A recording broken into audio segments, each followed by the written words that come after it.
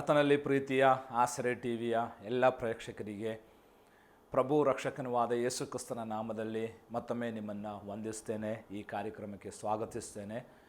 ಕಳೆದ ಸಂಚಿಕೆಗಳಿಂದ ನಾವು ಪ್ರಕಟಣೆ ಪುಸ್ತಕದಲ್ಲಿ ಕಾಣುವ 7 ಸಭೆಗಳ ಅಧ್ಯಯನವನ್ನು ಮಾಡುತ್ತಾ ಇದ್ದೇವೆ. ಈ ಸಭೆಗಳ ಕಲಿಕೆ ನಿಮ್ಮ ಆತ್ಮಿಕ ಜೀವಿತದಲ್ಲಿ ವೈಯಕ್ತಿಕವಾಗಿ ಆಶೀರ್ವಾದವಾಗುತ್ತಾ ಇದೆ ಎಂಬುದಾಗಿ ಅನೇಕರ ಬರಹಗಳ ಮೂಲಕ, ಫೋನ್ ಕಾಲ್ಗಳ ಮೂಲಕ ನಮಗೆ ತಿಳಿಯುತ್ತಾ ಇರುವುದರಲ್ಲಿ ಬಹಳ ಸಂತೋಷ ಪಡುತ್ತೇನೆ. ಇದನ್ನು ನೀವು ಕ್ರಮಬದ್ಧವಾಗಿ ಕಲಿಯುವಂತೆ, ಇತರರನ್ನು ಕಲಿಯುವುದಕ್ಕೆ ಪ್ರೋತ್ಸಾಹಪಡಿಸುವಂತೆ ನಿಮ್ಮಲ್ಲಿ ನಾನು ವಿನಂತಿಸ್ತೇನೆ. ಯಾಕಂದರೆ ದೇವರ ವಾಕ್ಯ ಇವತ್ತು ನಮಗೆ ಸುಲಭವಾಗಿ ಸಿಗುತ್ತಾ ಇರುವಂತಹ ಕಾಲ. ಅದನ್ನು ಕಲಿಯೋಣ, ಇತರರಿಗೆ ಕಲಿಯುವುದಕ್ಕೆ ನಮಗೆ ಉತ್ತೇಜನಪಡಿಸೋಣ. ಇನ್ನು ದೇವರ ವಾಕ್ಯ ಸಿಗದಂತಹ ಒಂದು ಕಾಲ. ಪ್ರವಾದಿ ಹೇಳುವ ಹಾಗೆ ಅನ್ನದ ಕ್ಷಾಮವಲ್ಲ, ನೀರಿನ ಕ್ಷಾಮವಲ್ಲ, ದೇವರ ವಾಕ್ಯದ ಕ್ಷಾಮ ಬರಲಿಕ್ಕಿರುವಂತಹ ಕಾಲ ಬರ್ತಾ ಇದೆ. ಅದಕ್ಕಿಂತ ಮುಂಚೆ ನಮಗೆ ಸಾಕಷ್ಟು ದೇವರ ವಾಕ್ಯವನ್ನು ನಮ್ಮ ಹೃದಯದಲ್ಲಿ ಸಂಗ್ರಹಿಸಿ ನಾವು ಕ್ರಿಸ್ತ ನಂಬಿಕೆಯಲ್ಲಿ ಬಿದ್ದು ಹೋಗದೆ ನಾವು ದೃಢಶಾಲಿಗಳಾಗಿ ನಿಲ್ಲುವಂತೆ ಈ ವಾಕ್ಯ ಅಧ್ಯಯನಗಳು ನಮ್ಮ ಜೀವಿತದಲ್ಲಿ ಕಾರ್ಯ ಮಾಡಲಿ ಎಂಬುದಾಗಿ ನಾನು ಪ್ರಾರ್ಥಿಸ್ತೇನೆ. ನಾವು ಪ್ರಕಟಣೆ ಪುಸ್ತಕದ ಪ್ರಾರಂಭದ 2-3 ಅಧ್ಯಾಯಗಳಲ್ಲಿ ಕಾಣುವ 7 ಸಭೆಗಳನ್ನು ಕಲಿಯುತ್ತಾ ಇದ್ದೆವು. ಈಗಾಗಲೇ ಎಫೆಸ ಸಭೆಯನ್ನು ಮುಗಿಸಿ ಸ್ಮುರ್ನ ಸಭೆಯ ಕೊನೆಯ ವಿಷಯಗಳಿಗೆ ನಾವು ಬರ್ತಾ ಇದ್ದೇವೆ. ಕಳೆದ ಸಂಚಿಕೆಯಲ್ಲಿ ಪ್ರತಿ ಸಭೆಗೆ ದೇವರು ಕೊಡುವ ಪ್ರತಿಫಲದ ವಿಚಾರವಾಗಿ ಸ್ಮುರ್ನ ಸಭೆಗೆ ದೇವರು ಕೊಡಲಿಕ್ಕಿರುವ 2 ಪ್ರತಿಫಲದ ಕುರಿತಾಗಿ ನಾವು ನೋಡಿದೆವು. ಅದರಲ್ಲಿ ಒಂದನ್ನು ನಾವು ಗಮನಿಸಿದೆವು. ಜಯಶಾಲಿಗೆ ನಾನು ಜೀವವೆಂಬ ಜಯಮಾಲೆಯನ್ನು ಅಥವಾ ದ ಕ್ರೌನ್ ಆಫ್ ಲೈಫ್, ಜೀವವೆಂಬ ಕಿರೀಟವನ್ನು ಕೊಡ್ತೇನೆ ಎಂಬುದಾಗಿ 2:10 ನಾವು ನೋಡಿಕೊಂಡೆವು. ಆ ಜಯಮಾಲೆಯ ಕುರಿತಾಗಿ ಅದು ಜಯಮಾಲೆಯಲ್ಲ, ಅದು ಕಿರೀಟವಾಗಿದೆ. ಅದಕ್ಕೆ ಮೂಲ ಭಾಷೆಯಲ್ಲಿ ಸ್ಟಿಫಾನೋಸ್ ಎಂಬ ಪದವನ್ನು ಉಪಯೋಗಿಸಲಾಗಿದೆ. ಅದು ಜಯಶಾಲಿಗಳಿಗೆ ಕೊಡುವಂತಹ ಕಿರೀಟ. ಇನ್ನೊಂದು ಕಿರೀಟವಿದೆ, ಅದು ಡಯಾಡೀಮಾ ಎಂಬುದಾಗಿ ಮೂಲ ಭಾಷೆಯಲ್ಲಿ, ಅದು ರಾಜ ಮುಕುಟ ಅಥವಾ ರಾಜರುಗಳಿಗೆ ಕೊಡುವಂತಹ ಕಿರೀಟವಾಗಿದೆ. ನಮಗೆ ಸಿಗುವಂಥದ್ದು ಡಯಾಡೀಮಾ ಅಲ್ಲ, ನಮಗೆ ಸಿಗುವಂಥದ್ದು ಸ್ಟಿಫಾನೋಸ್ ಎಂಬುದನ್ನು ನಾವು ನೋಡಿಕೊಂಡೆವು. ಅದು ಮಾತ್ರವಲ್ಲ, ಈ ಭೂಮಿಯಲ್ಲಿ ನಂಬಿಗಸ್ತರಾಗಿ ಕರ್ತನ ನಾಮಕ್ಕೋಸ್ಕರ ನಿಲ್ಲುವವರಿಗೆ ದೇವರು ಕೊಡುವ ವಿವಿಧ ಕಿರೀಟಗಳ ಕುರಿತಾಗಿ ನಾವು ನೋಡಿದೆವು. ಬಾಡಿ ಹೋಗದ ಕಿರೀಟ, ಹೊಗಳಿಕೊಳ್ಳುವ ಕಿರೀಟ, ನೀತಿ ಎಂಬ ಕಿರೀಟ, ಮಹಿಮೆಯ ಕಿರೀಟ ಮತ್ತು ಜೀವ ಎಂಬ ಕಿರೀಟ. ಈ 5 ಕಿರೀಟಗಳು ಯಾರಿಗೆ ದೇವರು ಕೊಡುತ್ತಾನೆ, ಅವುಗಳ ಪ್ರತ್ಯೇಕತೆಗಳನ್ನು ನಾವು ಕಳೆದ ಸಂಚಿಕೆಯಲ್ಲಿ ಕಲಿತೆವು. ಇವತ್ತು ಸ್ಮುರ್ನ ಸಭೆಗೆ ದೇವರು ಹೇಳುವಂತಹ 2ನೇ ಪ್ರಾಮುಖ್ಯವಾದಂತಹ ಸಂಗತಿ, ಯಾವನು ಜಯ ಹೊಂದುವನೋ ಅವನಿಗೆ 2ನೇ ಮರಣದಿಂದ ಕೇಡಾಗುವುದಿಲ್ಲ ಎಂಬುದಾಗಿ. 2 ಪ್ರತಿಫಲವಾಗಿದೆ ಸ್ಮುರ್ನ ಸಭೆಗೆ ದೇವರು ಇಟ್ಟಿರುವಂಥದ್ದು. 1 ಜೀವ ಎಂಬ ಜಯಮಾಲೆ, 2 2ನೇ ಮರಣದ ಮೇಲೆ ಜಯ ಎಂಬುವಂಥದ್ದು. ಈ ಪುಸ್ತಕದಲ್ಲಿ ಪ್ರತ್ಯೇಕವಾಗಿ ಸಭೆಗಳ ಅಧ್ಯಯನದಲ್ಲಿ ಜಯ ಹೊಂದುವವನಿಗೆ ಎಂಬ ಆವರ್ತನೆಯನ್ನು ನಾವು ಕಾಣುವುದಕ್ಕಾಗಿ ಸಾಧ್ಯ. ಇಲ್ಲಿ ಜಯ ಹೊಂದುವವನಿಗೆ ಮಾತ್ರವೇ ಅಲ್ಲಿ ಆಶೀರ್ವಾದ ಎಂಬುದನ್ನು ನಾವು ಅರ್ಥ ಮಾಡಿಕೊಳ್ಳಬೇಕು. ಇಲ್ಲಿ ಹೊಂದಾಣಿಕೆ ಮಾಡಿಕೊಳ್ಳುವವನಿಗೆ, ಇಲ್ಲಿ ಪಾಪದ ಮೇಲೆ ಜಯ ಹೊಂದದೆ ಪಾಪಕ್ಕೆ ಯಾರು ಗುಲಾಮರಾಗಿ ದಾಸರಾಗಿರುತ್ತಾರೋ ಅಲ್ಲಿ ಅವರಿಗೆ ಏನೂ ಸಿಕ್ಕುವುದಿಲ್ಲ ಎಂಬುದು ಇದರ ಅರ್ಥ. ಆದ್ದರಿಂದ ದೇವರು ಎಲ್ಲ ಕಾಲದಲ್ಲೂ ನಮ್ಮಿಂದ ಬಯಸುವಂಥದ್ದು ನಾವು ಸಹ ಜಯಾಳಿಗಳ ಗುಂಪಿಗೆ ಸೇರಬೇಕೆಂಬುದಾಗಿ. ಪ್ರತಿ ಸಭೆಯಲ್ಲೂ ಬೆರಳಿಕೆಯಷ್ಟು ಅಥವಾ ಒಂದು ಅಲ್ಪಸಂಖ್ಯಾತರಾದಂತಹ ಜಯಶಾಲಿಗಳಿದ್ದಾರೆ ಎಂಬುದು ಈ ಕಲಿಕೆಯಿಂದ ನಾವು ಅರ್ಥ ಮಾಡಿಕೊಳ್ಳುತ್ತೇವೆ. ವಿಶ್ವಾಸಿಗಳೆಲ್ಲರೂ ಜಯಶಾಲಿಗಳಲ್ಲ, ಜಯಾಳಿಗಳಿದ್ದಾರೆ ಅದರ ಮಧ್ಯದಲ್ಲಿ. ಅಂದರೆ ಯಾವುದರ ಮೇಲೆ? ಒಂದು ಪಾಪದ ಮೇಲೆ ಅವರು ಜಯ ಹೊಂದುವರಾಗಿರುತ್ತಾರೆ. 2ನೇದು, ಅವರು ತಮ್ಮ ಶರೀರದ ಇಚ್ಛೆಗಳ ಮೇಲೆ ಜಯ ಹೊಂದುವರಾಗಿರುತ್ತಾರೆ. 3, ಅವರು ಲೋಕದ ಮೇಲೆ ಜಯ ಹೊಂದುವರಾಗಿರ್ತಾರೆ. ಲೋಕದ ಮೇಲೆ ಅಂತಂದರೆ ಲೋಕದ ಆಸೆ, ಆಡಂಬರಗಳು, ಯೋಹಾನ್ನ ಭಾಷೆಯಲ್ಲಿ ಹೇಳುವುದಾದರೆ ಕಣ್ಣಿನ ಆಸೆ, ಶರೀರದ ಆಸೆ, ಬದುಕು ಬಾಳಿನ ಡಂಬ, ಅಂದರೆ ಈ ಲೋಕದ ವಿಚಾರಗಳಲ್ಲಿ ಜಯಶಾಲಿಯಾಗಿರುತ್ತಾರೆ. ಆಮೇಲೆ ಅವರು ಸೈತಾನ್ನ ಮೇಲೆ ಜಯಶಾಲಿಗಳಾಗಿರುತ್ತಾರೆ. ಈ ರೀತಿ ಆಳುವುದಕ್ಕಾಗಿ ದೇವರು ನಮ್ಮನ್ನು ಈ ಭೂಮಿಗೆ ಇಟ್ಟಿರುವಂಥದ್ದು. ಆದಿಕಾಂಡ ಪುಸ್ತಕದ 2ನೇ ಅಧ್ಯಾಯದಲ್ಲಿ 2 ಸಾರಿ ಆದಾಮನಿಗೆ ದೇವರು ಹೇಳಿದ್ದು, ನೀನು ಇವುಗಳೆಲ್ಲವುಗಳ ಮೇಲೆ ಆಳ್ವಿಕೆ ಮಾಡಬೇಕು, ಡೊಮಿನಿಯನ್ ಓವರ್ ಎಂಬುದಾಗಿ. ಅಂದರೆ ಎಲ್ಲವುಗಳ ಮೇಲೆ ನೀನು ಆಳಬೇಕು, ಎಲ್ಲವುಗಳನ್ನು ನೀನು ಕಂಟ್ರೋಲ್ ಮಾಡಬೇಕು ಎಂಬುದಾಗಿತ್ತು. ಆದಾಮನನ್ನು ದೇವರು ಸೃಷ್ಟಿಸಿ ಅವನಿಗೆ ಮೊದಲು ದೇವರು ಹೇಳಿದ್ದು. ಆ ರೀತಿ ಅವನು ಕೆಲವು ಕಾಲಗಳು ಮುಂದುವರಿದ. ಆದರೆ ಸರ್ಪವು ಕುಯುಕ್ತಿಯಿಂದ ಬಂದು ಹವ್ವಳ ಮೂಲಕ ದೇವರು ಅವರಿಗೆ ಕೊಟ್ಟಂತಹ ಆ ಅಧಿಕಾರವನ್ನು ಅವನು ನಷ್ಟಪಡಿಸಿದ, ಅದು ಕಿತ್ತುಕೊಂಡ ಎಂಬುದಾಗಿ ನಾವು ನೋಡುತ್ತೇವೆ. ಆದರೆ ಕೊನೆಯ ಆದಾಮನಾದ ಕ್ರಿಸ್ತನು ಈ ಭೂಮಿಗೆ ಬಂದು ಮೊದಲನೇ ಆದಾಮನು ನಷ್ಟಪಡಿಸಿದಂತಹ ಆ ಪದವಿಯನ್ನು, ಆ ಅಧಿಕಾರವನ್ನು ನಮಗೆ ತಿರುಗಿ ಕೊಟ್ಟನು ಎಂಬುದಾಗಿ ನಾವು ನೋಡುತ್ತೇವೆ. ಅದಕ್ಕೆ ಯೇಸು ಸ್ವಾಮಿ ಕೊನೆಯದಾಗಿ ಹೇಳಿದು, ಭೂಲೋಕದಲ್ಲೂ ಪರಲೋಕದಲ್ಲೂ ಸಕಲ ಅಧಿಕಾರ ನನಗೆ ಕೊಡಲ್ಪಟ್ಟಿದೆ. ಅಂದರೆ ಅದು ಆದಾಮನಿಗೆ ಕೊಡಲ್ಪಟ್ಟಿತ್ತು, ಅವನು ಅದನ್ನು ನಷ್ಟಪಡಿಸಿದ. ಆದರೆ ಕ್ರಿಸ್ತನು ಬಂದು ಅದನ್ನು ತಿರುಗಿ ಪಡೆದ. ಆಮೇಲೆ ದೇವರು ಹೇಳ್ತಾ ಇದ್ದಾನೆ, ಈಗ ನೀವು ಹೊರಟು ಹೋಗಿರಿ, ನಾನು ಆ ಅಧಿಕಾರವನ್ನು ನಿಮಗೆ ಕೊಡ್ತಾ ಇದ್ದೇನೆ. ಯೇಸು ಕ್ರಿಸ್ತನು ಆ ಅಧಿಕಾರವನ್ನು ತಿರುಗಿ ಪಡೆದು ಅದನ್ನು ತನ್ನವರಿಗೆ, ತನ್ನ ಮಕ್ಕಳಿಗೆ ಆ ಅಧಿಕಾರವನ್ನು ಕೊಟ್ಟಿದ್ದಾನೆ. ಅಂದರೆ ನಮಗೆ ದೇವರು ಕೊಟ್ಟಿರುವಂಥ ಅಧಿಕಾರ ಒಂದು ರಾಜಕೀಯ ಅಧಿಕಾರವಲ್ಲ, ಈ ಲೋಕವನ್ನು ಆಳುವಂಥ ಅಧಿಕಾರವಲ್ಲ. ಅದಕ್ಕೆ ಆಳುವುದಕ್ಕಾಗಿ ರಾಜಕೀಯರಿದ್ದಾರೆ, ರಾಜಕೀಯ ಮುಖಂಡರಿದ್ದಾರೆ, ಆಡಳಿತ ಮಾಡುವುದಕ್ಕೆ ದೇವರು ಇಟ್ಟಂಥ ಆಡಳಿತಗಾರರಿದ್ದಾರೆ, ಅವರಿಗೆ ದೇವರ ಅಧಿಕಾರ ಕೊಟ್ಟಿದ್ದಾನೆ. ಆದರೆ ನಮಗೆ ಕೊಡಲ್ಪಟ್ಟಿರುವಂಥ ಅಧಿಕಾರ ಒಂದು ಆತ್ಮಿಕ ಅಧಿಕಾರ ಎಂಬುದನ್ನು ನಾವು ಅರ್ಥ ಮಾಡಿಕೊಳ್ಬೇಕು. ಆ ಆತ್ಮಿಕ ಅಧಿಕಾರ ಯೇಸು ಕ್ರಿಸ್ತನ ಮೂಲಕ ನಮಗೆ ಕೊಡಲ್ಪಟ್ಟಿತು. ಅಂದರೆ ಆ ಆತ್ಮಿಕ ಅಧಿಕಾರ ಉಳ್ಳವನು ಸೈತಾನ ಹೆದರ್ತಾನೆ.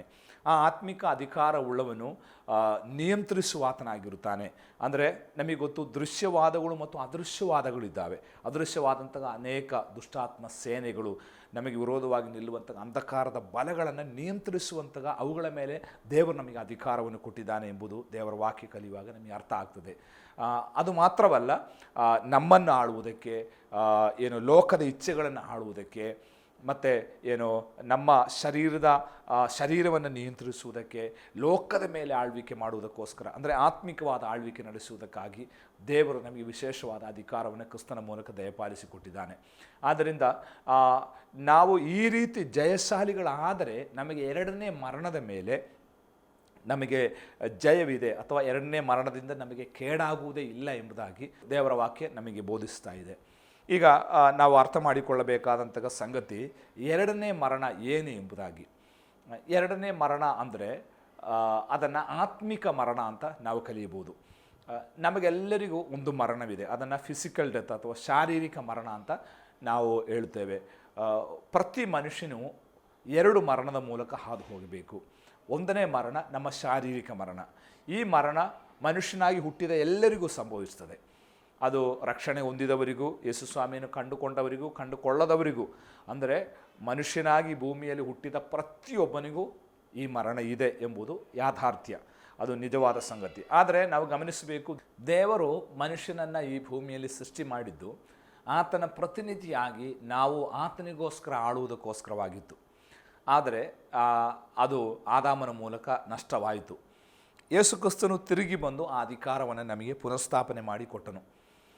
ಈಗ ಯಾರು ಆ ರೀತಿಯ ಅಧಿಕಾರದಲ್ಲಿ, ಆತ್ಮಿಕ ಅಧಿಕಾರದಲ್ಲಿ ನೆಲೆ ನಿಲ್ಲುತ್ತಾರೋ ಅವರಿಗೆ ಎರಡನೇ ಮರಣದ ಮೇಲೆ ಜಯ ಎಂಬುದಾಗಿ ಇಲ್ಲಿ ಸ್ಮರಣಾ ಸಭೆಗೆ ದೇವರು ಹೇಳ್ತಾ ಇದ್ದಾನೆ. ಎರಡನೇ ಮರಣ ಏನು ಎಂಬುದು ನಾವು ಬಹಳಷ್ಟು ಕಲಿಬೇಕಾದಂತಹ ಸಂಗತಿ. ಈಗಾಗಲೇ ನಾನು ಹೇಳಿದನು, ನಮಗೆಲ್ಲರಿಗೂ ಒಂದು ಮರಣವಿದೆ. ಆ ಮರಣದ ಹೆಸರಾಗಿದೆ ಫಿಸಿಕಲ್ ಡೆತ್, ಶಾರೀರಿಕ ಮರಣ ಎಂಬುದಾಗಿ. ಆದರೆ ಈ ಭೂಮಿಯಲ್ಲಿರುವಾಗ ಯಾರು ಯೇಸು ಕ್ರಿಸ್ತನನ್ನು ಅಂಗೀಕರಿಸಿ ಆತನ ಹೆಸರಿನಲ್ಲಿ ನಂಬಿಕೆ ಇಟ್ಟು ದೇವರ ಮಕ್ಕಳಾದರೋ ಅವರಿಗೆ ಒಂದೇ ಮರಣ, ಅದು ಈ ಫಿಸಿಕಲ್, ಶಾರೀರಿಕ ಮರಣ ಮಾತ್ರ. ಅವರಿಗೆ ಆತ್ಮಿಕ ಮರಣವಿಲ್ಲ ಎಂಬುದು ದೇವರ ವಾಕ್ಯ ನಮಗೆ ಸ್ಪಷ್ಟವಾಗಿ ಕಲಿಸ್ತಾ ಇದೆ. ಯಾಕಂದರೆ ನಮ್ಮ ಆತ್ಮಿಕ ಮರಣಕ್ಕೋಸ್ಕರ ಯೇಸು ಕ್ರಿಸ್ತನು ನಮ್ಮ ಪರವಾಗಿ ಶಿಲುಬೆಯಲ್ಲಿ ಸತ್ತನು. ನಾವು ಅನುಭವಿಸಬೇಕಾದ ಯಾತನೆಗಳನ್ನು, ನಾವು ಅನುಭವಿಸಬೇಕಾದ ನಿತ್ಯ ನರಕವನ್ನು ಯೇಸು ಕ್ರಿಸ್ತನು ನಮಗೋಸ್ಕರ ಅನುಭವಿಸಿದ್ದರಿಂದ ಇನ್ನು ಯಾರು ಆತನ ಮರಣದಲ್ಲಿ, ಆತನ ಪುನರುತ್ಥಾನದಲ್ಲಿ ನಂಬಿಕೆ ಇಡುತ್ತಾರೋ, ಆತನನ್ನು ದೇವರಾಗಿ ಸ್ವೀಕಾರ ಮಾಡುತ್ತಾರೋ ಅವರಿಗೆ ಎರಡನೇ ಮರಣದಿಂದ ಕೇಡಾಗುವುದಿಲ್ಲ ಎಂಬುದು ನಾವು ಕಲಿಬೇಕಾದ ಸತ್ಯ. ಅಂದರೆ ಎರಡು ಮರಣವಿದೆ, ಒಂದು ಫಿಸಿಕಲ್ ಡೆತ್, ಇನ್ನೊಂದು ಸ್ಪಿರಿಚುವಲ್ ಡೆತ್. ಫಿಸಿಕಲ್ ಡೆತ್ ಎಲ್ಲರಿಗೂ ಇದೆ, ಆದರೆ ಸ್ಪಿರಿಚುವಲ್ ಡೆತ್ ರಕ್ಷಣೆ ಹೊಂದಿದವರಿಗಲ್ಲ, ರಕ್ಷಣೆ ಹೊಂದದವರಿಗೆ, ಯೇಸು ಸ್ವಾಮಿಯನ್ನು ಅಂಗೀಕಾರ ಮಾಡಿಕೊಳ್ಳದವರಿಗೆ ಎಂಬುದನ್ನು ನಾವು ಬೈಬಲ್ನಲ್ಲಿ ಕಲಿಯಬೇಕು.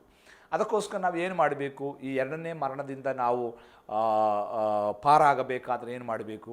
ಅದಕ್ಕೆ ನಾವು 2 ಸಾರಿ ಜನನ ಹೊಂದಬೇಕು. ಅಂದರೆ ಒಂದು ಸಾರಿ ಜನನ ನಮಗೆಲ್ಲರಿಗೂ ಉಂಟಾಯಿತು, ನಾವೆಲ್ಲ ಫಿಸಿಕಲ್ ಒಂದು ಬರ್ತ್ ನಮಗೆ ಉಂಟಾಯಿತು, ನಾವು ತಾಯಿ ಹೊಟ್ಟೆಯಿಂದ ಮನುಷ್ಯನಾಗಿ ನಾವು ಹುಟ್ಟಿ ಬಂದೆವು. ಆದರೆ ಇನ್ನೊಂದು ಜನನವಿದೆ, ಅದಕ್ಕೆ ನಾವು ಆತ್ಮಿಕ ಜನನ ಅಂತ ನಾವು ಕರೆಯುತ್ತೇವೆ. ಯೋಹಾನ ಬರೆದ ಸುವಾರ್ತೆ 3ನೇ ಅಧ್ಯಾಯದಲ್ಲಿ ಹಿರಿಯ ಸಭೆಯ ಬೋಧಕನಾದ ನಿಕೋದಮನಿಗೆ ಯೇಸು ಸ್ವಾಮಿ ಆ ಭಾಗವನ್ನು ವಿವರಿಸುವಾಗ ಸ್ವಾಮಿ ಹೇಳ್ತಿದ್ದಾನೆ, ಒಬ್ಬನು ನೀರಿನಿಂದಲೂ ಆತ್ಮದಿಂದಲೂ ಹುಟ್ಟದಿದ್ದರೆ ಆತನು ಪರಲೋಕ ರಾಜ್ಯಕ್ಕೆ ಸೇರುವುದಿಲ್ಲ.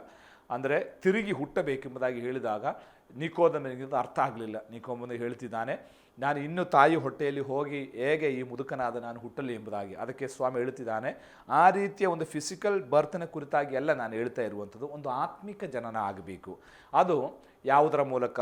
ವಾಕ್ಯ ಮತ್ತು ಆತ್ಮನ ಮೂಲಕ ನಡೆಯುವಂಥದ್ದು ಎಂಬುದನ್ನು ಸ್ವಾಮಿಯಲ್ಲಿ ಸ್ಪಷ್ಟಪಡಿಸ್ತಾ ಇದ್ದಾನೆ. ಇದೆರಡು ಸೇರುವಾಗ ನಮಗೊಂದು ಆತ್ಮಿಕ ಜನನ ಉಂಟಾಗ್ತದೆ. ಆ ಭಾಗಕ್ಕೆ ನನಗೆ ಹೋಗಲಿಕ್ಕೆ ಸಮಯವಿಲ್ಲ. ಅಂದರೆ ಯಾರ್ಯಾರು ಯೇಸು ಕ್ರಿಸ್ತನನ್ನು ನಂಬಿ ಆತನ ಮರಣ ಮತ್ತು ಪುನರುತ್ಥಾನದಲ್ಲಿ ನಂಬಿಕೆ ಇಟ್ಟು ದೇವರ ಮಕ್ಕಳಾಗಿ ಅಂಗೀಕಾರ ಆದರೋ ಅವರಿಗೆ ಎರಡನೇ ಮರಣದ ಮೇಲೆ ಜಯ ಎಂಬುದನ್ನು ನಾವಿಲ್ಲಿ ಕಲಿಯುವುದಕ್ಕಾಗಿ ಸಾಧ್ಯ. ಈಗ ಎರಡನೇ ಮರಣ ಏನು ಎಂಬುದಾಗಿ ನಾವು ಬಹಳಷ್ಟು ಗಮನಿಸಬೇಕಾದಂಥ ಸಂಗತಿ. ನಾವು ಅದನ್ನು ಪ್ರಕಟಣೆ ಪುಸ್ತಕದಲ್ಲಿ 20ನೇ ಅಧ್ಯಾಯ ಮತ್ತು 21ನೇ ಅಧ್ಯಾಯದಲ್ಲಿ 2 ಭಾಗದಲ್ಲಿ ಸ್ಪಷ್ಟವಾಗಿ ಎರಡನೇ ಮರಣ ಏನು ಎಂಬುದಾಗಿ ಬರೆದಿದೆ. ಮೊದಲನೇದಾಗಿ 20ನೇ ಅಧ್ಯಾಯದ 14ನೇ ವಾಕ್ಯವನ್ನು ನಾನು ಓದುತ್ತೇನೆ. ಆಮೇಲೆ ಮೃತ್ಯುವು ಪಾತಾಳು ಬೆಂಕಿಯ ಕೆರೆಗೆ ದೊಬ್ಬಲ್ಪಡುವುದು. ಆ ಬೆಂಕಿಯ ಕೆರೆ ಎರಡನೇ ಮರಣವು. ಯಾವನ ಹೆಸರು ಜೀವಬಾಧಿರ ಪಟ್ಟಿಯಲ್ಲಿ ಬರೆದದ್ದಾಗಿ ಕಾಣಲಿಲ್ಲವೋ ಆತನು ಬೆಂಕಿಯ ಕೆರೆಗೆ ದೊಬ್ಬಲ್ಪಟ್ಟನು. ಅಂದರೆ ಎರಡನೇ ಮರಣ ಯಾರಿಗೆ? ಜೀವಬಾಧ್ಯರ ಪಟ್ಟಿಯಲ್ಲಿ ಹೆಸರಿಲ್ಲದವರಿಗೆ. ಎರಡನೇ ಮರಣ ಏನು? ಬೆಂಕಿಯ ಕೆರೆ. ಅದೇ ಎರಡನೇ ಮರಣ ಎಂಬುದಾಗಿ. ಅಂದರೆ ಬೆಂಕಿಯ ಕೆರೆಗೆ ನಾವು ನರಕ ಅಂತ ಹೆಲ್ ಎಂಬುದಾಗಿ ಕರೆಯುತ್ತೇವೆ. ಬೆಂಕಿಯ ಕೆರೆ ಅಂದರೆ ನೀರಿನ ಕೆರೆಯಲ್ಲ, ಬೆಂಕಿಯಿಂದ ಪ್ರಜ್ವಲಿಸುವಂತಹ ಕೆರೆ. ಅಲ್ಲಿಗೆ ಪಾಪ ಮಾಡಿದವನನ್ನು ಅಥವಾ ಯೇಸು ಕ್ರಿಸ್ತನ ರಕ್ಷಕನಾಗಿ ಸ್ವೀಕಾರ ಮಾಡದೆ ಲೌಕಿಕವಾಗಿ ಪಾಪಮಯವಾದ ಜೀವಿತ ನಡೆಸುವವರನ್ನೆಲ್ಲ ಹಾಕುವಂತಹ ನ್ಯಾಯ ತೀರ್ಪಿನ ಸ್ಥಳವಾಗಿದೆ ಬೆಂಕಿಯ ಕೆರೆ ಎಂಬುದಾಗಿ ನಾವು ನೋಡುತ್ತೇವೆ. ಅಲ್ಲಿ ಮೃತ್ಯುವು ಪಾತಾಳವು ಬೆಂಕಿಯ ಕೆರೆಗೆ ದೊಬ್ಬಲ್ಪಟ್ಟಿತ್ತು. ಆ ಬೆಂಕಿಯ ಕೆರೆ ಎರಡನೇ ಮರಣ. ಮೃತ್ಯುವು ಪಾತಾಳವು ಅಲ್ಲಿದೆ. ಅಂದರೆ ಬೆಂಕಿಯ ಸೈತಾನ ಆವಾಸ ಕೇಂದ್ರವಾಗಿದೆ ಈ ಬೆಂಕಿಯ ಕೆರೆ ಅಥವಾ ಎರಡನೇ ಮರಣ ಎಂಬುವಂಥದ್ದು.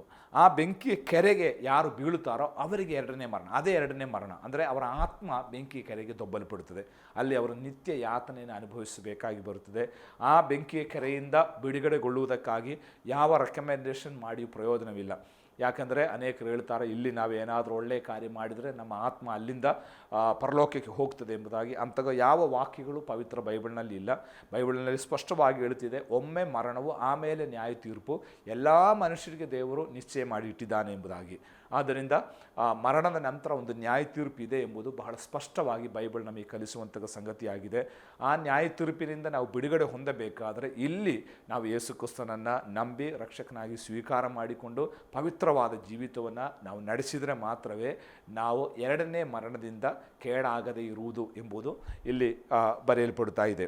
ಆಮೇಲೆ 21ನೇ ಅಧ್ಯಾಯಕ್ಕೆ ನಾವು ಬರುವಾಗ ಅದರ 8ನೇ ವಾಕ್ಯಕ್ಕೆ ಬರುವಾಗ ಅಲ್ಲಿ ಬರೆಯಲ್ಪಡ್ತಾ ಇದೆ, ಆದರೆ ಹೇಡಿಗಳು, ನಂಬಿಕೆ ಇಲ್ಲದವರು, ಅಸಹ್ಯವಾದದಲ್ಲಿ ಸೇರಿದವರು, ಹೊಲೆಗಾರರು, ಜಾರರು, ಮಾಟಗಾರರು, ವಿಗ್ರಹಾರಾಧಕರು, ಎಲ್ಲ ಸುಳ್ಳುಗಾರರು ಇವರಿಗೆ ಸಿಕ್ಕುವ ಪಾಲು ಬೆಂಕಿ ಗಂಧಕಗಳು ಇರುವ ಕೆರೆಯೇ, ಅದು ಎರಡನೇ ಮರಣವು ಎಂದು ಹೇಳಿದನು. ನೋಡಿರಿ, ಎರಡನೇ ಸಾರಿ ದೇವರ ವಾಕ್ಯ ಎಚ್ಚರಿಸ್ತಾ ಇದೆ. ಯಾಕಂದರೆ ಪ್ರಕಟಣೆ ಪುಸ್ತಕ ಮುಗಿಯುತ್ತಾ ಇದೆ, ಕೊನೆಯ ಅಧ್ಯಾಯಗಳಿಗೆ ಬರುವಾಗ ಬೈಬಲ್ ಮುಕ್ತಾಯಗೊಳ್ಳುತ್ತಾ ಇದೆ. ಅದಕ್ಕಿಂತ ಮುಂಚೆ ಪದೇ ಪದೇ ಈ ಎರಡನೇ ಮರಣದ ಬಗ್ಗೆ ಅಥವಾ ಬೆಂಕಿ ಕೆರೆಯ ಬಗ್ಗೆ ದೇವರ ವಾಕ್ಯ ನಮಗೆ ಎಚ್ಚರಿಕೆಯನ್ನು ಕೊಡ್ತಾ ಇದೆ.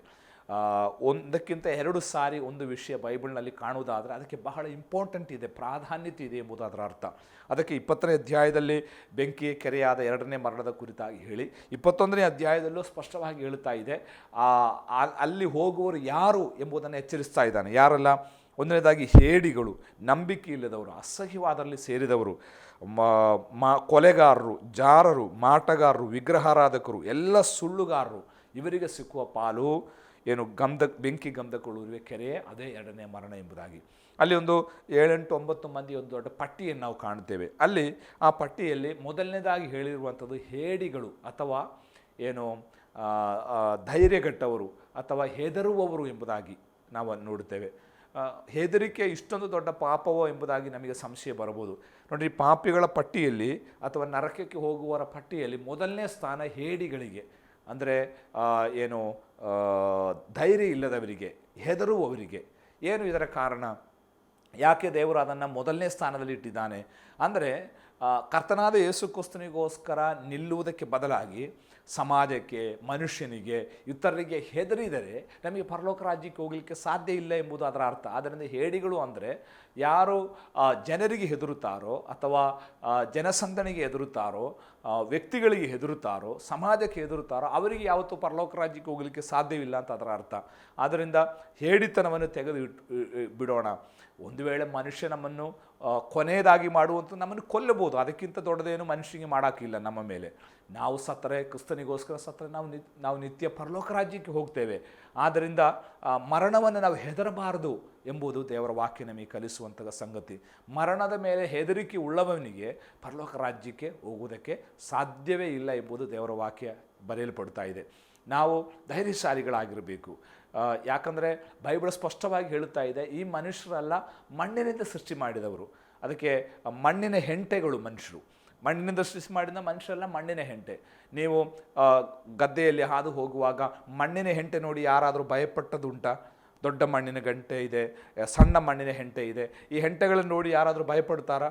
ಯಾರೂ ಭಯಪಡೋದಿಲ್ಲ. ಯಾಕೆ? ನಾವೊಂದು ತುಳಿದ್ರೆ ಆ ಮಣ್ಣಿನ ಹೆಂಟೆ ಹುಡಿಯಾಗುತ್ತದೆ, ಅಥವಾ ಒಂದು ಒಳ್ಳೆ ಜಡಿಲು ಮಳೆ ಬಂದರೆ ಆ ಮಣ್ಣಿನ ಹೆಂಟೆ ಎಲ್ಲ ಹುಡಿಯಾಗಿ ಕರಗಿ ಹೋಗ್ತದೆ. ಮನುಷ್ಯ ಮಣ್ಣಿನಿಂದ ತೆಗೆಯಲ್ಪಟ್ಟನು. ಒಂದು ವೇಳೆ ದೊಡ್ಡ ಮನುಷ್ಯ ಇರ್ಬೋದು, ಸಣ್ಣ ಮನುಷ್ಯ, ಎಲ್ಲ ಮಣ್ಣಿನ ಹೆಂಟೆಗಳು. ದೇವರು ಒಂದು ನಿಮಿಷ ನೆನೆಸಿದರೆ ಅವರ ಪ್ರತಾಪ, ಪ್ರೌಢಿ ಎಲ್ಲ ಕರಗಿ ಹೋಗುವಷ್ಟೇ. ಅದಕ್ಕೆ ಬೈಬಲ್ ಮನುಷ್ಯನಿಗೆ ಕೊಡುವಂಥ ಒಂದು ಪದ ಮೂಗಿನಲ್ಲಿ ಉಸಿರಿರುವ ಮನುಷ್ಯ ಅಂತ. ಅಂದರೆ ಯಾಕೆ ಆ ಪದ ಪ್ರಯೋಗ ಬೈಬಲ್ ಹೇಳ್ತಾ ಇದೆ? ದೇವರು ಕೊಟ್ಟ ಉಸಿರಿರುವ ಮನುಷ್ಯ. ಅವನು ಶ್ವಾಸ ಮಾಡಬೇಕಾದ್ರೆ ಒಳಗೆ ಅದನ್ನು ಎಳೆಯಬೇಕಾದ್ರೆ, ಹೊರಗೆ ಬಿಡಬೇಕಾದ್ರೆ ದೇವರ ಆಲೋಚನೆ ಬೇಕು. ದೇವರು ನಿಯಂತ್ರಿಸುವ ಆತನಾಗಿದ್ದಾನೆ. ಅಷ್ಟೇ ಮನುಷ್ಯನ ಶಕ್ತಿ, ತಾಕತ್ತು. ಉಸಿರಿರುವ ಮನುಷ್ಯ, ಒಂದು ನಿಮಿಷ ಅವನ ಉಸಿರು ನಿಂತರೆ ಅವನು ಶವವಾಗಿ ಮಾರ್ಪಡ್ತಾನೆ. ಅಷ್ಟೇ ಮನುಷ್ಯನಿಗಿರುವಂಥದ್ದು. ಆದ್ದರಿಂದ ದೇವರು ಹೇಳುವಂಥದ್ದು, ನಾವು ಮನುಷ್ಯನಿಗೆ ಹೆದರಬೇಕಾದ ಅವಶ್ಯಕತೆ ಇಲ್ಲ. ಮನುಷ್ಯ ನಮ್ಮನ್ನು ಏನು ಮಾಡಾರು? ಒಂದು ವೇಳೆ ನಮ್ಮನ್ನು ಕೊಲ್ಬೋದು, ಅದಕ್ಕಿಂತ ಜಾಸ್ತಿ ಏನು ಮನುಷ್ಯನಿಗೆ ಮಾಡೋಕ್ಕಿಲ್ಲ. ಅದು ಕೊಂದರೆ ಒಳ್ಳೆಯದು. ಪೌಲ ಹೇಳ್ತಾ ಇದ್ದಾನೆ, ಸತ್ತರೆ ನನಗೆ ಲಾಭ, ಅದು ಬದುಕುವುದಾದ್ರೆ ನನಗೆ ಕ್ರಿಸ್ತನು. ಆದ್ದರಿಂದ ಆ ಧೈರ್ಯ ಇರುವವರಿಗೆ ಮಾತ್ರವೇ ಪರಲೋಕ ರಾಜ್ಯಕ್ಕೆ ಹೋಗಲಿಕ್ಕೆ ಸಾಧ್ಯ. ಈ ರೀತಿ ಅನೇಕ ಗುಂಪು ಜನರ ಹೆಸರನ್ನು ಹೇಳುತ್ತಾ ಬೈಬಲ್ ಹೇಳುತ್ತಾ ಇದೆ, ಇವರಿಗೆ ಸಿಕ್ಕುವ ಪಾಲು ಬೆಂಕಿ ಗಂಧಕಗಳಿರುವ ಕೆರೆಯಾಗಿದೆ, ಈ ಕೆರೆಯೇ ಎರಡನೇ ಮರಣವಾಗಿದೆ ಎಂಬುದಾಗಿ. ನೋಡಿ, 2 ಸಾರಿ ಬೈಬಲ್ ಎಚ್ಚರಿಕೆ ಕೊಡ್ತಾ ಇದೆ ಎರಡನೇ ಮರಣ ಏನು ಎಂಬುದಾಗಿ. ಅದು ನಿತ್ಯ ನರಕ ಎಂಬುದನ್ನು ನಾವು ಬಹಳ ಸ್ಪಷ್ಟವಾಗಿ ಅರ್ಥ ಮಾಡಿಕೊಳ್ಳುವುದಕ್ಕಾಗಿ ಸಾಧ್ಯ. ಈ ಎರಡನೇ ಮರಣದಿಂದ ನಮ್ಮನ್ನು ತಪ್ಪಿಸುವುದಕ್ಕೆ ಯೇಸು ಕ್ರಿಸ್ತನಿಂದ ಮಾತ್ರವೇ ಸಾಧ್ಯ ಎಂಬುದಾಗಿ ಬೈಬಲ್ ಹೇಳುತ್ತಾ ಇದೆ. ಒಂದನೇ ಮರಣ ಎಲ್ಲರಿಗೂ ಇರುವಂತಹ ಮರಣವಾಗಿದೆ, ಅದು ಫಿಸಿಕಲ್ ಡೆತ್. ದೇವರ ಏದೆನ್ ತೋಟದಲ್ಲಿ ಆದಾಮನ್ನು ಸೃಷ್ಟಿಸಿದಾಗ ಮನುಷ್ಯನು ಸಾಯುವುದಕ್ಕಾಗಿ ಅಲ್ಲ, ಬದುಕುವುದಕ್ಕಾಗಿ ಆತನು ಸೃಷ್ಟಿಸಿದ. ಆದರೆ ದೇವರು ಅವರಿಗೆ ಹೇಳಿದಂತಹ ಒಂದು ಆಜ್ಞೆ ಇತ್ತು, ತಿಂದ ದಿನ ನೀನು ಸಾಯಿತಿ ಎಂಬುದಾಗಿ. ಅಂದರೆ ನಾನು ತಿನ್ನಬಾರದೆಂಬುದಾಗಿ ಹೇಳಿದ ಮರದ ಹಣ್ಣನ್ನು ತಿಂದರೆ ನೀನು ಸಾಯಿತಿ ಎಂಬುದಾಗಿ. ಆದರೆ ದೇವರ ಮಾತನ್ನು ಅವರು ಮೀರಿ ಅದನ್ನು ತಿಂದರು. ತಿಂದ ದಿನ ಅವರು ಸತ್ತರು. ಅಂದರೆ ಅವರಿಗೆ ಒಂದು ಶಾರೀರಿಕ ಮರಣ ಉಂಟಾಗದಿದ್ದರು, ಒಂದು ಫಿಸಿಕಲ್ ಡೆತ್ ಉಂಟಾಗದಿದ್ದರು, ಒಂದು ಸ್ಪಿರಿಚುವಲ್ ಡೆತ್ ಅಲ್ಲಿ ಉಂಟಾದದಾಗಿ ನಾವು ನೋಡುತ್ತೇವೆ. ಮತ್ತು ಇನ್ನೊಂದು ವ್ಯಾಖ್ಯಾನದಲ್ಲಿ ನಮ್ಮ ಒಂದು ದಿವಸ ದೇವರ ಎಣಿಕೆಯಲ್ಲಿ 1000 ವರ್ಷಗಳು ಎಂಬುದಾಗಿ ನಾವು ಓದುತ್ತೇವೆ. ಹಾಗಿರುವುದಾದರೆ ಆದಾಮನು 1000 ದಾಟಲಿಲ್ಲ, ಯಾರೂ 1000 ದಾಟಲಿಲ್ಲ. ಆದಾಮನು 930 ಆತನು ಸಾಯ್ತಾ ಇದ್ದಾನೆ. ಆದ್ದರಿಂದ ಆತನು 1000 ದಾಟಿದರೆ 2ನೇ ದಿವಸಕ್ಕೆ ಹೋಗ್ತಾ ಇತ್ತು. ಆ ರೀತಿಯಲ್ಲೂ ನಾವು ಅದನ್ನು ತೆಗೆದುಕೊಳ್ಳುವುದಕ್ಕೆ ಸಾಧ್ಯ. ಅಂದರೆ ತಿಂದ ದಿನ ಸಾಯುತಿ ಎಂಬುದಾಗಿ, ಅವರು ಸತ್ತರು ಎಂಬುದಾಗಿ ನಾವು ನೋಡುತ್ತೇವೆ. ಆದ್ದರಿಂದ ದೇವರು ಮನುಷ್ಯನ ಸೃಷ್ಟಿ ಮಾಡಿದ್ದು ಸಾಯುವುದಕ್ಕೋಸ್ಕರ ಇರಲಿಲ್ಲ, ಬದುಕುವುದಕ್ಕಾಗಿತ್ತು. ಆದರೆ ಮರಣವನ್ನು ಮನುಷ್ಯನೇ ತಂದದ್ದಾಗಿದೆ. ನೋಡ್ರಿ, ಅಂದಿನಿಂದ ಮರಣ ಭಯದ ದಾಸತ್ವದಲ್ಲಿ ಮನುಷ್ಯರಿದ್ದಾರೆ. ನಾವು ಇಬ್ರಿಯರಿಗೆ ಬರೆದ ಪತ್ರಿಕೆ 2ನೇ ಅಧ್ಯಾಯದ 14-15 ವಚನದಲ್ಲಿ ಯೇಸು ಕ್ರಿಸ್ತನು ಈ ಲೋಕಕ್ಕೆ ಬಂದದ್ದು ಮರಣ ಭಯದ ದೆಸೆಯಲ್ಲಿ ಇರುವವರನ್ನೇ ಬಿಡಿಸುವುದಕ್ಕೋಸ್ಕರ. ಅಂದರೆ ಸೈತಾನ್ ಇವತ್ತು ಮನುಷ್ಯನನ್ನು ಭಯಪಡಿಸುವಂಥದ್ದು ಮರಣ ಭಯದ ನಿಮಿತ್ತವಾಗಿ. ಎಲ್ಲ ಭಯದ ಮೂಲ ಮರಣ ಭಯವಾಗಿದೆ. ಇವತ್ತು ಜನರು ಅನೇಕ ಸಂಗತಿಗಳಿಗೆ ಭಯಪಡುವವರು ಇರ್ತಾರೆ. ರೋಗದ ಮೇಲೆ ಭಯಪಡ್ತಾರೆ, ಮತ್ತೇನು ಭವಿಷ್ಯದ ಮೇಲೆ ಭಯಪಡ್ತಾರೆ, ಸಾಲ ಮಾಡಿ ಭಯಪಡ್ತಾರೆ. ಕೊನೆಗೆ ಅವರು ಏನು ಮಾಡ್ತಾರೆ, ಈ ಭಯ ಜಾಸ್ತಿ ಆಗುವಾಗ ಅವರು ಒಂದು ನೇಣು ಹಗ್ಗದಲ್ಲಿ ಅಥವಾ ವಿಷ ತೆಗೆದುಕೊಂಡು ಅಥವಾ ನಿದ್ರೆ ಮಾತ್ರ ತೆಗೆದುಕೊಂಡು ಅವರು ಸಾಯ್ತಾರೆ. ಯಾಕೆ? ಅವರಿಗೆ ಹೆದರಿಕೆ ಜಾಸ್ತಿ ಆಗಿ ಅವರು ಸಾಯ್ತಾ ಇದ್ದಾರೆ. ಅಂದರೆ ಎದುರಿಸುವುದಕ್ಕೆ ಅವರಿಗೆ ಶಕ್ತಿ ಇಲ್ಲ. ಆದ್ದರಿಂದ ಅವರು ಮರಣದ ಮೂಲಕ ಅವರು ಸಾಯುತ್ತಾ ಇದ್ದಾರೆ. ನಾನು ಹೇಳಿದ್ದು, ಇದಕ್ಕೆಲ್ಲ ಕಾರಣ, ಈ ಎಲ್ಲ ಭಯಗಳಿಗೆ ಕಾರಣ ಮರಣ ಭಯವಾಗಿದೆ. ಮರಣ ಭಯವಾಗಿದೆ ಎಲ್ಲದಕ್ಕಿಂತ ದೊಡ್ಡ ಭಯ, ಎಲ್ಲ ಭಯದ ತಂದೆ ಅಂತ ಹೇಳ್ಬೋದು ಮರಣ ಭಯ. ಈ ಮರಣ ಭಯವನ್ನು ತೆಗೆಯುವುದಕ್ಕೆ, ನಮ್ಮಿಂದ ತೆಗೆದು ಹಾಕಲಿಕ್ಕೆ, ಮರಣ ಭಯವೆಂಬ ದಾಸತ್ವದಿಂದ ನಮ್ಮನ್ನು ಬಿಡಿಸುವುದಕ್ಕೆ ಯೇಸು ಕ್ರಿಸ್ತನು ನಮ್ಮ ಹಾಗೆ ರಕ್ತ ಮಾಂಸಧಾರಿಯಾಗಿ ಭೂಮಿಗೆ ಬಂದನು ಎಂಬುದಾಗಿ ಪೌಲ ಇಬ್ರಿಯ ಪತ್ರಕ್ಕೆ 2:14-15 ಹೇಳ್ತಾ ಇದ್ದಾನೆ. ಹಾಗೆ ಯೇಸು ಕ್ರಿಸ್ತನು ಶಿಲುಬೆಯ ಮೇಲೆ ನಮಗೋಸ್ಕರ ಆ ಮರಣದ ಭಯವನ್ನು ನೀಗಿಸಿದ. ತನ್ನ ಶಿಲುಬೆಯ ಮರಣದಿಂದಲೇ ಆತನು ಮರಣದ ಮೇಲೆ ಜಯಶಾಲಿಯಾದ. ಆದ್ದರಿಂದ ಬೈಬಲ್ ಹೇಳ್ತಾ ಇದೆ, ಯೇಸು ಕ್ರಿಸ್ತನು ಪುನರುತ್ಥಾನಗೊಂಡಾಗ ಏ ಮರಣವೇ ನಿನ್ನ ಜಯವೆಲ್ಲಿ, ಏ ಮರಣವೇ ನಿನ್ನ ವಿಷದ ಕೊಂಡಿಯಲ್ಲಿ ಎಂಬುದಾಗಿ ಮರಣವನ್ನು ಹೀಯಾಳಿಸುತ್ತಾ, ಮರಣವನ್ನು ನೋಡಿ ನಗುತ್ತಾ ಯೇಸು ಕ್ರಿಸ್ತನು ಮರಣದ ಮೇಲೆ ಜಯಶಾಲಿಯಾಗಿ ಎದ್ದು ಬಂದದಾಗಿ ನಾವು ನೋಡುತ್ತೇವೆ. ಆದ್ದರಿಂದ ಯಾರು ಇನ್ನು ಆ ಯೇಸು ಕ್ರಿಸ್ತನಲ್ಲಿ ನಂಬಿಕೆ ಇಡುತ್ತಾರೋ ಅವರಿಗೂ ಮರಣ ಭಯದ ಮೇಲೆ ಜಯ. ಈಗ ಸೈತಾನ್ ಎಲ್ಲ ಜನರನ್ನು ಮರಣ ಭಯ ಎಂಬ ದಾಸತ್ವದಲ್ಲಿ ಅಡಗಿಸಿಟ್ಟಿದ್ದಾನೆ. ಆದರೆ ಯಾರು ಯೇಸು ಕ್ರಿಸ್ತನ ನಂಬಿ ರಕ್ಷಕನಾಗಿ ಸ್ವೀಕಾರ ಮಾಡಿಕೊಂಡು ದೇವರ ಮಕ್ಕಳಾಗಿ ಮಾರ್ಪಡುತ್ತಾರೋ ಅವರಿಗೆ ಮರಣ ಭಯದ ಮೇಲೆ ಜಯವಿಲ್ಲ. ಆ ದಾಸತ್ವದ ನೋಗ ನಮ್ಮಿಂದ ತೆಗೆದು ಹಾಕಲ್ಪಟ್ಟಿತು. ಇನ್ನು ನಾವು ಕ್ರಿಸ್ತನಲ್ಲಿ ಸ್ವಾತಂತ್ರ್ಯವುಳ್ಳವರು. ನಮಗೊಂದು ಭರವಸೆವಿದೆ, ಇವತ್ತು ನಾವು ಸತ್ತರೆ ಪರಲೋಕ ರಾಜ್ಯಕ್ಕೆ ಹೋಗ್ತೇವೆ. ಇವತ್ತು ನಾವು ಸತ್ತರೆ ಈ ಭೂಮಿಯಲ್ಲಿ ಇರುವಂಥವರಲ್ಲ ಅಥವಾ ನರಕಕ್ಕೆ ಹೋಗುವಂಥವರಲ್ಲ. ನಾವು ಸತ್ತರೆ ಸೀದಾ ನಾವು ಕರ್ತನ ಬಳಿಗೆ ಹೋಗ್ತೇವೆ. ಅದಕ್ಕೆ ಆ ಕಳ್ಳನಿಗೆ ಯೇಸು ಸ್ವಾಮಿ ಹೇಳಿದ್ರು, ಇಂದು ನೀನು ನನ್ನೊಡನೆ ಪರದೇಶದಲ್ಲಿ ಇರುತ್ತಿ ಎಂಬುದಾಗಿ. ಅಂದರೆ ಯೇಸು ಕ್ರಿಸ್ತನನ್ನು ಸ್ವೀಕಾರ ಮಾಡಿಕೊಂಡು ದೇವರ ಮಕ್ಕಳಾಗಿ ಮಾರ್ಪಟ್ಟವರಿಗೆ ದೇವರು ಕೊಟ್ಟುವಂಥ ಭರವಸವಾಗಿದೆ ನಿತ್ಯ ಜೀವ ಅಥವಾ ಕ್ರಿಸ್ತನೊಟ್ಟಿಗಿರುವ ಪಾಲುಗಾರಿಕೆ. ನಾವು ಸತ್ತರೆ ಸೀದಾ ಅಲ್ಲಿಗೆ ಹೋಗ್ತೇವೆ.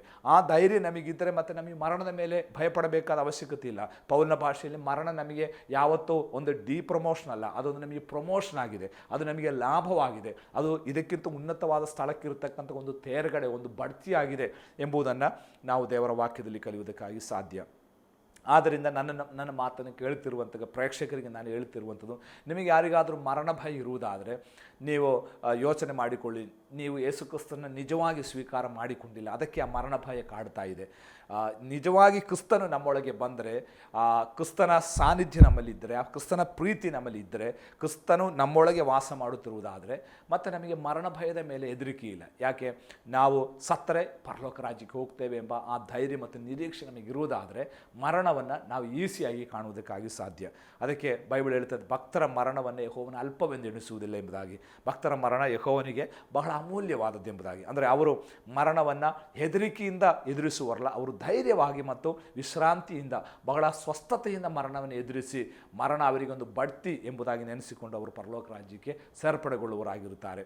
ಆದರೆ ಯೇಸು ಕ್ರಿಸ್ತನನ್ನು ಅಂಗೀಕಾರ ಮಾಡಿಕೊಳ್ಳುವವರಿಗೆ ಈ ಮರಣ ಒಂದು ಹೆದರಿಕೆ ಮತ್ತು ಭಯವಾಗಿದೆ. ಯಾಕೆ ಭಯ? ಅವರು ಸತ್ತರೆ ಪರಲೋಕಕ್ಕಲ್ಲ ಹೋಗುವಂಥದ್ದು, ಬೆಂಕಿ ಕರೆ ಉರಿಯುವಂತಹ ಆ ನರಕಕ್ಕೆ ಅವರು ಹೋಗ್ತಾರೆ. ಆದ್ದರಿಂದ ಅವರು ಎಲ್ಲಿ ಹೋಗ್ತಾರೆ ಎಂಬ ದೃಢತೆ ನಿಶ್ಚಯ ಅವರಿಗೆ ಇಲ್ಲದೆ ಇರುವುದರಿಂದ ಅವರಿಗೆ ಗೊತ್ತು, ನಾವು ಸತ್ತರೆ ನರಕಕ್ಕೆ ಹೋಗ್ತೇವೆ, ನಾವಿಲ್ಲಿ ಮಾಡಿದ ತಪ್ಪಿಗೆ ನಾವು ಶಿಕ್ಷೆ ಅನುಭವಿಸಲೇಬೇಕು ಎಂಬುದಾಗಿ. ಆದ್ದರಿಂದ ಮರಣ ಭಯ ಇವತ್ತು ಜನರು ಕಾಡ್ತಾ ಇದೆ. ಆ ಮರಣ ಭಯ ನೊಗ ಇಟ್ಟುಕೊಂಡೇ ಸೈತಾನ್ ಇವತ್ತು ಎಲ್ಲರನ್ನು ಬಂದಿಗಳಾಗಿ ದಾಸರನ್ನಾಗಿ ಇಟ್ಟಿರುವಂಥದ್ದು. ಆದ್ದರಿಂದ ನನ್ನ ಮಾತನ್ನು ಕೇಳುವಂಥ ಪ್ರೇಕ್ಷಕರಿಗೆ ನಾನು ಹೇಳ್ತಾ ಇದ್ದೇನೆ, ನಿಮಗೆ ಸತ್ತರೆ ಎಲ್ಲಿಗೆ ಹೋಗ್ತೇನೆ ಎಂಬ ಒಂದು ನಿಶ್ಚಯ ಇಲ್ಲದೆ ಇರುವುದಾದರೆ, ಅಯ್ಯೋ ನಾನು ಸತ್ತರೆ ನಾನು ಶಿಕ್ಷೆ ಅನುಭವಿಸ್ತೇನೆ ಎಂಬ ಆ ಮರಣ ಭಯ ನಿಮ್ಮನ್ನು ಕಾಡುತ್ತಿರುವುದಾದರೆ, ಬೇರೆ ಯಾವುದೂ ಅದಕ್ಕೆ ಮಾರ್ಗವಿಲ್ಲ. ಒಂದೇ ಮಾರ್ಗ ಯೇಸು ಕ್ರಿಸ್ತನಾಗಿದ್ದಾನೆ. ಆ ಯೇಸು ಕ್ರಿಸ್ತನ ನೀವು ಹೃದಯದಲ್ಲಿ ಸ್ವೀಕಾರ ಮಾಡಿಕೊಂಡು ನಿಮ್ಮ ಪಾಪದ ಪ್ರಾಯಶ್ಚಿತ್ತವಾಗಿ ಯೇಸು ಶಿಲುಬೆಯಲ್ಲಿ ಸತ್ತನು, ಹೂಣಲ್ಪಟ್ಟನು, 3ನೇ ದಿನ ಎದ್ದು ಬಂದನು, ನನಗಾಗಿ ಆತನು ಜೀವಿಸ್ತಾ ಇದ್ದೆ, ನಾನು ಯೇಸುವನ್ನು ನಂಬುತ್ತೇನೆ, ನನ್ನ ಪಾಪವನ್ನು ಕ್ಷಮಿಸು, ನಿನ್ನ ಮಗನಾಗಿ ನನ್ನನ್ನು ಮಾರ್ಪಡಿಸು ಎಂಬುದಾಗಿ ನಾವು ಯೇಸು ಕ್ರಿಸ್ತನ ಬಳಿಯಲ್ಲಿ ಪ್ರಾರ್ಥನೆ ಮಾಡುವುದಾದರೆ ಖಂಡಿತವಾಗಿಯೂ ಕ್ರಿಸ್ತನ ಶಾಂತಿ ನಮ್ಮೊಳಗೆ ಬಂದು ನಮ್ಮ ಪಾಪವು ಕ್ಷಮಿಸಲ್ಪಟ್ಟು ನಾವು ದೇವರ ಮಕ್ಕಳಾಗಿ ಮಾರ್ಪಡುತ್ತೇವೆ. ಆಮೇಲೆ ನಿಮಗೊಂದು ಧೈರ್ಯ ನಿರೀಕ್ಷೆ ಬರುತ್ತದೆ. ಈಗ ನಾನು ಸತ್ತರೆ ನಾನು ಪರಲೋಕ ರಾಜ್ಯಕ್ಕೆ ಹೋಗ್ತೇನೆ. ಭಯವೆಂಬ ದಾಸತ್ವ ನಮ್ಮಿಂದ ನೀಗಲ್ಪಡುವಂಥದ್ದಾಗಿದೆ.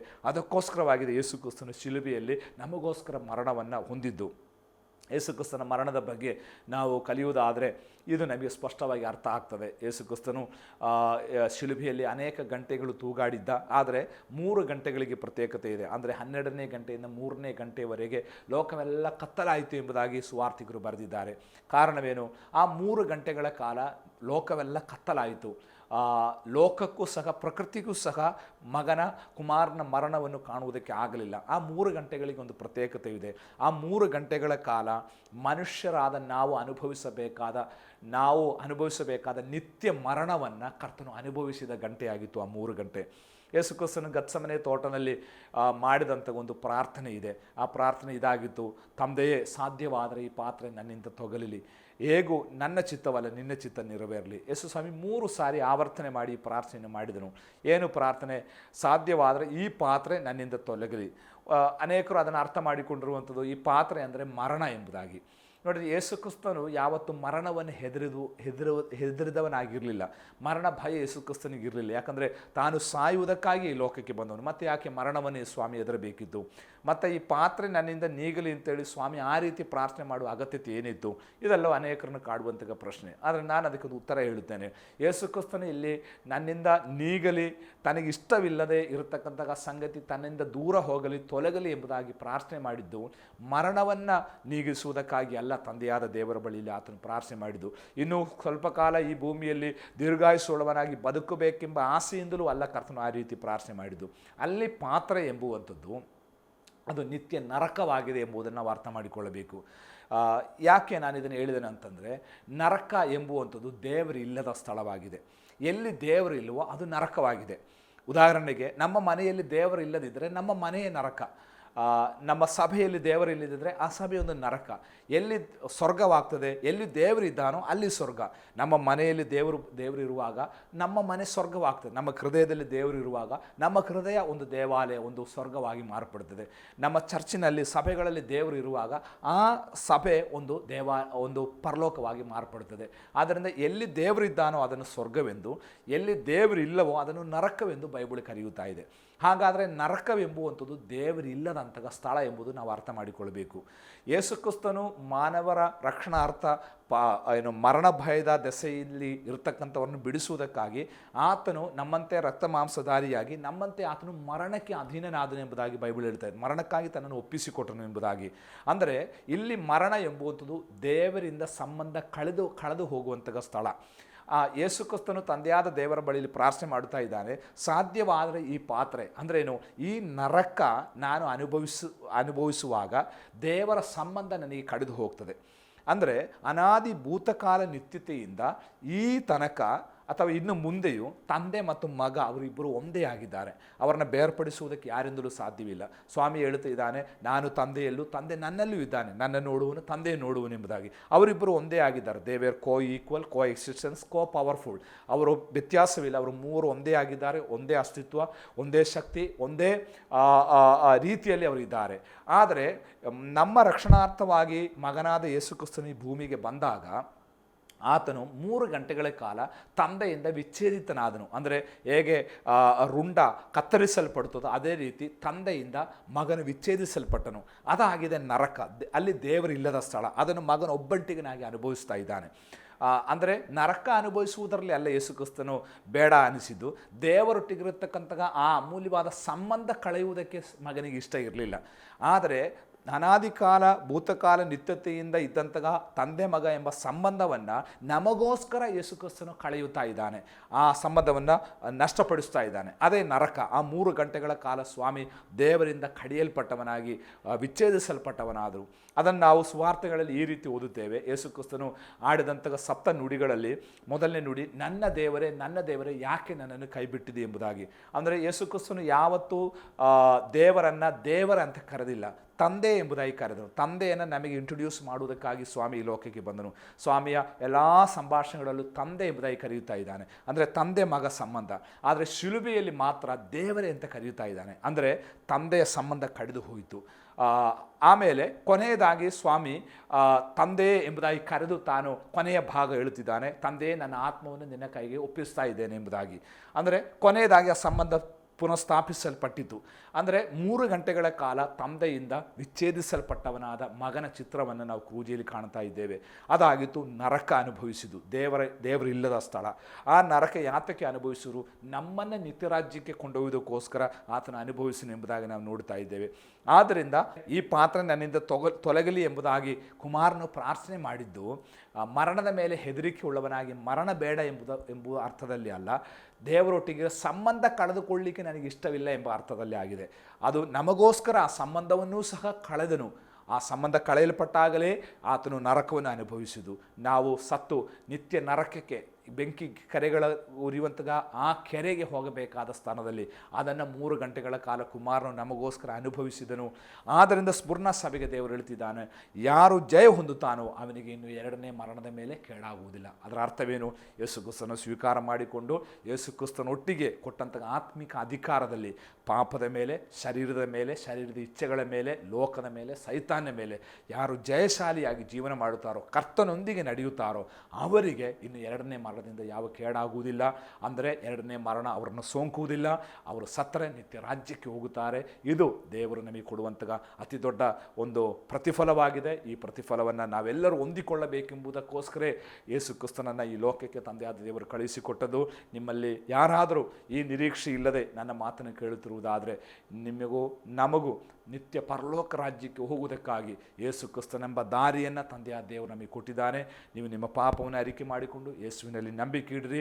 ಯೇಸು ಕ್ರಿಸ್ತನ ಮಕ್ಕಳಾಗಿ ನೀವು ನಿಮ್ಮ ಹೃದಯವನ್ನು ಸಮರ್ಪಿಸಿರಿ, ಮಕ್ಕಳಾಗಿ ನೀವು ಬಾಳಿರಿ. ಹಾಗೆ ಜೀವನ ಮಾಡುವುದಾದರೆ ಖಂಡಿತವಾಗಿಯೂ 2ನೇ ಮರಣ ಅಥವಾ ನಿತ್ಯ ನರಕ ನಮಗಿಲ್ಲ.